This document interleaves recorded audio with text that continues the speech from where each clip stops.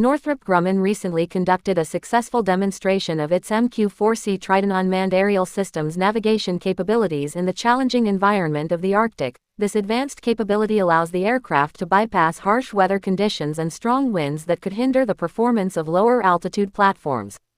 The Ukrainian ground forces are currently testing Leopard 1A5 tanks provided by international partners. These tanks are equipped with a turret capable of rotating 360 degrees, allowing its 4-person crew to target and engage threats from all directions, thereby offering great flexibility in various environments, including rough terrain and urban defense.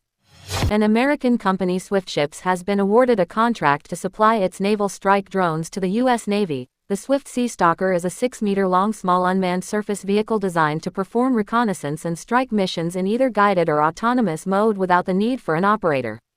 Iran showcased its latest ballistic missile system, the Jihad, during a military parade in Tehran. This missile represents a significant milestone in Iran's missile technology, marking the debut of a new liquid-fuel missile platform with a range of 1,000 kilometers.